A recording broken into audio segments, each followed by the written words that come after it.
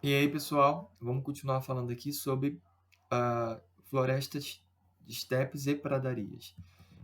Esse tipo de paisagem, ele é bem presente em climas temperados. Então, dentro da zona temperada do norte e temperada do sul. No caso, o Brasil, ele compreende, o sul do Brasil compreende a zona temperada do sul. Por isso que temos chamados os campos, ou pampas gaúchos. Os pampas gaúchos são os estepes e as pradarias que nós encontramos nas diversas partes do mundo. A formação é de gramíneas e pequenos arbustos, então você não vai conseguir perceber muitas árvores, pelo contrário, são áreas bem, geralmente planas ou vales e são retilíneos, sem grandes ondulações. A fauna são roedores, lebres, porcos selvagens. Aqui a gente tem uma região que é uma pradaria. Aqui. Outro tipo são os cerrados e savanas. É um tipo de paisagem riquíssimo em biodiversidade, tanto de animal como vegetal. Então a gente tem essa perspectiva de savana e cerrado. Por quê? Savana, quando eu penso na cobertura vegetal encontrada na África, e cerrado é a proporção dessa mesma vegetação, só que no Brasil. Sendo que o porte das árvores eles não são idênticos, mas são bem similares. Tem baixa densidade, ou seja, eu posso ter bastante gramínea e arbustos, mas as árvores elas são bem espaçadas. Na África, um tipo de explicação para isso é porque ao longo do tempo, pela adaptação das espécies, segundo Darwin, perdão, Marvin. Gente, hoje eu não estou muito bem não, estou bem cansado. Darwin, ele falou o seguinte, que as espécies elas vão se adaptar ao ambiente ao qual ele está inserido. E acho que é isso, salvo engano é isso. E o que aconteceu foi o seguinte, que na África é uma região no mundo onde tem grande quantidade de animais de grande porte terrestres. Então, ao longo dos séculos, enfim, as coberturas vegetais elas foram se adaptando ao porte dos animais daquela área. Então, você vai perceber que as árvores elas são bem espaçadas, que facilitam a circulação dos animais de grande porte.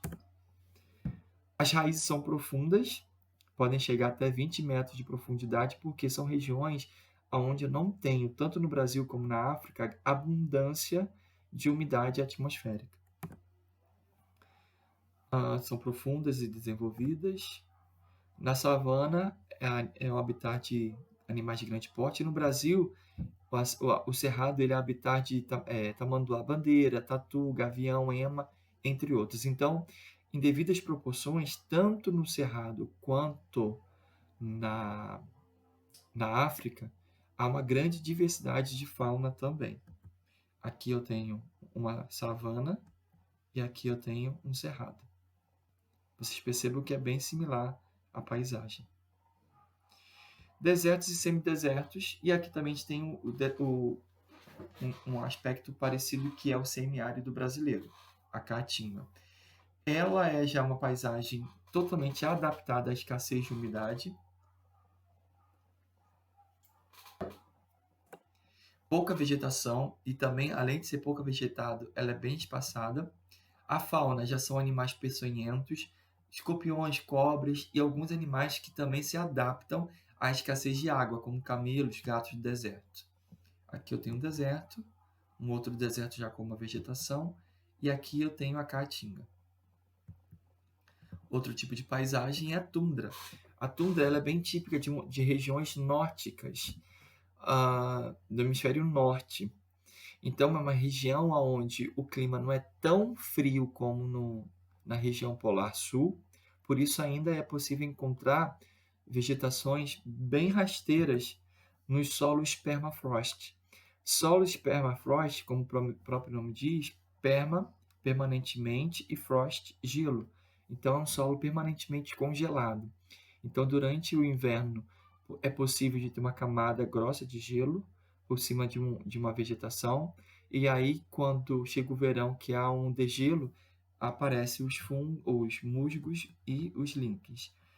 A fauna bem típica são os ursos polar, lebres, lobos, animais que têm uma adaptação muito fácil a clima extremamente frio e escassez de alimento. Então aqui eu tenho a tundra e também tem outra tundra. Aqui é uma região durante mais inverno e aqui já próximo do verão.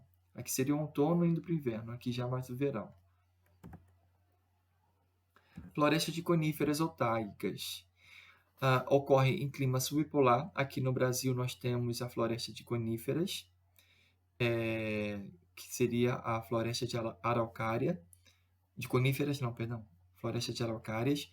É uma região onde é um clima que não é extremamente quente, também não é extremamente frio, fica ali no meio termo. Típico de uma região também temperada.